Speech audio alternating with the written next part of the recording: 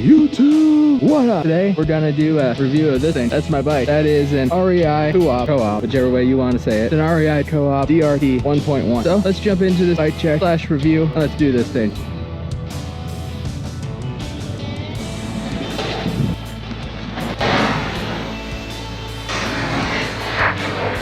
Hello everyone, how are you guys doing today? So, my name is Zachary Hill, and this is Hills on the Road Life. Why? Because my last name is Hill, and we all travel the road to life. Please take a quick second, jump down below, and hit that subscribe button. It helps me out, and it helps you out, so that way you don't miss any of my videos. This is my bike. This is a REI Co-op DRT 1.1. Let's go through how this bike was stock, the things that I've changed on this bike, what I do like about this bike, what I don't like about this bike, why I'm getting rid of this bike, and what I'm looking for in my next bike to fill the gap that I feel this bike has for me. This bike started out life as a $500 hardtail. This is REI's department store brand. They are manufactured by Giant, so they're a decent brand bike. They're a decent frame manufacturer, and so far it has actually held up to all the stuff that I have put it through. Starting out stock, this bike had Kenda tires on it that were not tubeless tires. I rode the bike, and the first time I went out and rode the bike, I went on a about 5-mile ride. And when I got home, parked the bike, came out the next morning, I had a flat tire. Well, I found it, fixed that patch. Second time I went out to ride it. Came back home, the other tire was flat. So I fixed that one. Waited a couple of days, go out and ride again. The bike held air pressure that whole time. It was sitting there. I went out for a quick little spin, just around the parking lot, and I was planning to go for a ride the next morning. I was going to put the bike in the truck, and I was going to drive about a half an hour to some of the trails. We were in the Salt Lake City area. I came back out the next morning, put my bike in the truck, had a flat tire. Like, what in the hell? All I did was ride this thing around the parking lot. So at this point, I've taken the bike out 3 times. I've gotten a flat tire each time that I've taken the bike out. You guys seen the video on Moab. That video on Moab, I was still on the Kendas. I had not gone tubeless yet. Right after that video, we turned and went up to Salt Lake City. When we were in Salt Lake City, I went down to REI. I talked to them. I told them the issues I was having, how every single time I go on a ride, I would end up with a flat tire when I get home. They said, okay, you need to go tubeless, and this is what you need. I decided to do the Gorilla Tape as my rim tape, and then I got a Maxxis Minion DHF for the front and a Maxxis High Roller for the rear. The rear I got in a 2.3 size, and the front they gave me a 2.5 size. I do not suggest a 2.5 for this bike. It is too wide for these rims. You have too much rounding on the tire, and as you guys have seen in previous episodes, I washed the front tire out all the damn time. I've talked to a few different bike shops, and that's what they all tell me. That tire is too wide for that rim. That's why you're washing out. That's why you have that weird feeling in your front end. For valves on these rims, I am running the Stan's Schrader valves. I really like these valves. I prefer Schrader valves over Presta valves. These valves installed nicely. These valves have held air very well. I've enjoyed these valves. Right now, I have about 100 miles on this bike, and those miles are stretched out over about 20 rides. I've had this bike since July, so I've had this bike for 6 months. I feel like I should know this bike pretty well. Every time that I am on any kind of rough stuff, like for instance Moab, or how about church rocks. Moab, I don't remember how many times I dropped the chain. I did not include them all in the video. When I rode church rocks, I rode the whole trail once, and during that one time, I dropped the chain 4 times. Then I rode the couple of black trails that are in the area twice, and I rode Grapevine and that lower section down there twice. Once in the time that you guys seen, I was just still recovering from being sick, and I ended up puking in that video. And then the next video was a couple of days later, and that is the Church Rock ASMR video that I have on my channel. Besides the tires, I have upgraded the pedals. I have went with a pair of Crank Brothers Stomp ones, the plastic pedals with the metal pins. They are a very nice pedal. They feel really good on your foot. They hold your shoes pretty dang well. They are large. They are very big pedals. Since they're very big pedals, it gives you a large platform to stand on. If for some reason you get bucked off the pedals, you have a large platform to catch your foot back on. I also changed out my grip. I went with a pair of Specialized, I don't remember the model name. They're Specialized grips. They're really comfy. They feel really good in your hand. The grips that were on this bike previously were, they were black, and they had these little round circles all over them. These little round circles acted like suction cups. So you would grab a hold of them with your gloves or your bare hands, and even with your gloves, you'd have these little round circles impregnated in your palms when you pull your gloves off. And I just didn't enjoy it. You'd grip onto them. When you'd grip them, you'd feel them like just kind of squishle and wiggle and everything underneath your fingers. I just did not enjoy the feel of those grips. So I chose these grips. These are a pair of Specialized grips. They feel really nice in your hand. They have all these raised and lower portions, and they hold onto your gloves well, even when you're not wearing any gloves and you are going, even when you're riding gloveless, they're still very comfortable. I really liked these grips.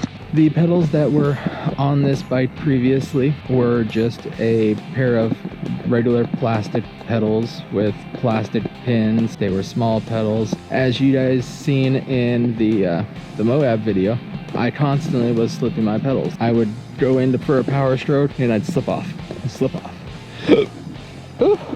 Couple of reasons why. One, I was wearing your regular tennis shoes, and two, I had plastic pedals with plastic pins. Now, today is the first time I've rode with these shoes. I just went and bought a pair of Specialized MT5. Went and bought a pair of Shimano MT5 cycling shoes. They have a very stiff sole in them. They feel really comfortable. I really enjoy these shoes, but I'm not sure how much I like them on my flat pedals yet. These shoes are designed to be clipped in. They're not designed as a flat pedal shoe, so time will tell, but let's give it a minute. We'll do the review, not today. Back to the bike.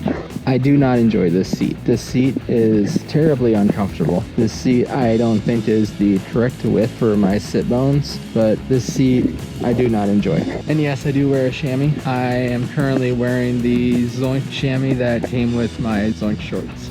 I start having issues with my seat bones on this saddle when I start getting into that 7 to 10 mile ride. It also depends on how rough and technical the climbing is. The more rough and technical the climbing is, the quicker my seat bones will hurt. This is a hardtail. There is no suspension in the rear. So if you have to sit down to climb, it's going to be a little bit rough. Hence the reason why you see so many guys with hardtails hike-a-biking. Also too, with a hardtail, you'll go in, you'll hit that rock on that techie climb, and your rear end will get bucked up in the air. So with this bike here, the pedal engagement is pretty far apart. There is a lot of slop between the engagement. So when that happens and your rear tire goes and hits that rock and you get bucked up in the air, if you're still on the pedals and you're able to put the power in, when that rear tire hits back down on the ground, you go to throw that power in, you're going to have so much slop that you're going to throw yourself into the handlebars. The rear hub on this bike is not a hub that I would suggest to have on your bike. If you guys are going to be doing the type of mountain biking that I do, I would not suggest this bike for you. There is much better bike that you can get into for a little bit more money, and even staying still with a hardtail. There is much better bikes with much better geometry that you can get into for just a little bit more money. Yes, you may look at this and be like, hey, it's a $500 hardtail. It's a $500 bike. It's a cheap bike. Should be a good bike because it's made by a good brand. But this bike is designed for double track. This bike is designed for gravel riding dirt roads. This bike's designed for mellow Jeep roads. This bike is not designed for single track like I like to ride. This bike is not designed for the single track blues and blacks and double blacks that I like to ride. As you guys have seen, I have figured out how to make this bike work for me and ride in the ways that I want it to. But it's not safe, it's a little bit sketchy, and at times it's a little bit scary. So on here, I run a Night Eyes. This is a handlebar mount for your bike. This is for four-wheelers. This is for dirt bikes, motorcycles. This is for everything. They sell them at Walmart. They sell them at REI. They sell them all over the place. I run my phone here, so that way I can still be pedaling and I can turn my phone on. I can look down, punch in my passcode, and be able to see my Trailforce information. Down here, I carry a Salsa everything cage with a yak. This is a Relevate Designs strap, rubber strap. This is like a kayak strap or a canoe strap. They call them snowboard straps. You hear them called all different things. This is a Toe Peak mini morph pump. I do not like this pump, but it's the pump that I have for right now. I'm gonna look into possibly getting like a Lysine, or there's a couple other brands of pumps that I'm looking at putting on here. I also, back here, it's gonna be hard for me to show you guys. You guys see that right there? And the other portion of it right there. Ow! Hit my head on the handlebars. At least I have a helmet on. You guys see that right there? That is an extension piece. I picked up these valve stem extenders off of Amazon for like dually pickup trucks and semis and everything. What I do is I screw my valve cap off, I place that extender into my pump, and I screw the extender onto my valve stem. So that way I can go pumping crazy and I don't have to worry about breaking off my valve stem. I don't have to worry about the length of the hose being long enough to touch the ground when I lay my bike down and everything. It's just so much easier for the weight of it. I'm happy with it. This bike has Shimano Acera drivetrain on it. This drivetrain has done well. It's a decent drivetrain, but again, if you're riding the type of train that I ride, this drivetrain is not enough. This is a 34 tooth rear gear, and the front is a 24 or a 26. I'm not 100% sure on that, and it's just not low enough. You don't have enough low end grunt and torque for some of these really steep climbs. So then you end up getting off and hike a bike when there's all these other people with Eagle passing you on by. Well, I've never rode Eagle, but we're gonna have to try it out. That is part of this whole next adventure. I am going to be doing a bunch of different demo bikes with a few different bike shops, see what bikes I like. We'll see what bike I end up buying. I have a couple in my head that I'm already interested in, so let's jump back into this. So this Acera drivetrain does not have a clutch or anything in it. It is all springs. So it is a noisy, rattly drivetrain. As you guys have heard in my other videos, when you start getting on the rough stuff, it starts banging and chattering and everything a lot. That is why I wrap the rear chainstay here. The rear chainstay is wrapped with the 3M mastic tape. This tape, I love and I hate this tape. I don't know if I'm gonna use this tape on my next bike, but possibly in certain areas. Not as much as I used it on this bike, I'll tell you that for sure. I will not be putting as much mastic tape on my next bike as I put on this one. But it has done well to protect things. So far, I enjoy it. So we have wrapped the rear chainstay. I went ahead and cut off all the black zip ties that were on the bike, and I changed them out for yellow zip ties. Why did I choose yellow? Well, the loaders on the tire, the Maxxis tires, are yellow, and I thought, hell, I guess I'll have yellow as my accent color on this bike. We'll have to see what I choose for the next bike. So really, this bike is a 3x8 drivetrain. When you start getting into higher speeds on this bike, the bike starts to feel unstable and uncomfortable. The front end starts to shake and shimmy. When you get around 25 miles an hour or so, that front end, it starts to feel uncomfortable. You start to get a little bit of that speed wobble and that speed shake. I had that both with the Kenda tires and with the Maxxis tires. It is much more pronounced and much stronger with the Maxxis tires than it was with the Kendas. And that is not the fault of the tire. That is just the bike. And this tire is stiffer. So that wobble that I feel, the stiffer cage casing of this tire allows me to feel that wobble more. That's not the tire's fault, that's the bike's fault. On the front here, I have a fender to keep all the muck and debris and junk and everything from blasting up into my face. I went with a Mucky Nuts fender. It's been a good fender, it's a decent size fender, but hell, they're all fenders. In my valve stem caps, I have some emoji faces. Why?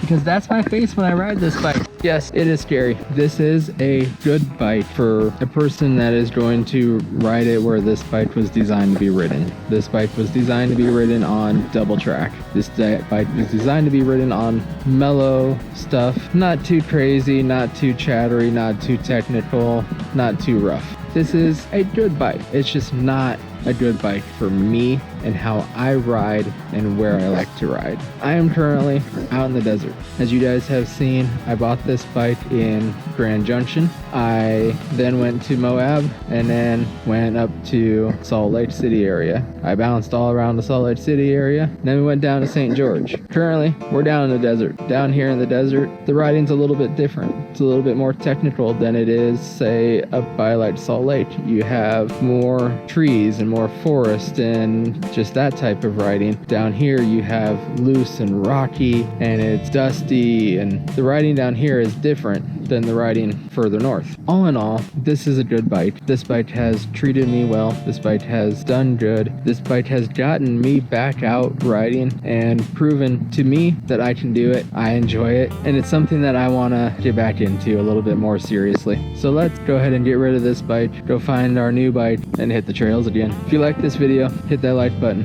If you have something to say, leave it in the comment section down below. Maybe me and you have a little bit of a discussion. Do you have a DRT series bike? Do you have a bike from REI? Do you have a hardtail? Do you have a full suspension? Tell me what your bike is. Tell me how you like to ride. Tell me where you like to ride. That is very important, because the trails that you ride on, the style of riding that you have, and the amount of time that you spend on your bike, how many miles you put in, the speeds that you ride at, like so many things affect the type of bike that you choose. So it's really hard to say, hey, the bike that you ride is the best bike for me. I want you guys to throw a comment down below telling me why you picked that bike and what that bike is. While you're down there, hit that like button. Don't forget to subscribe. I will see you on the next one. Woo! I tried to catch you. It didn't work out that time.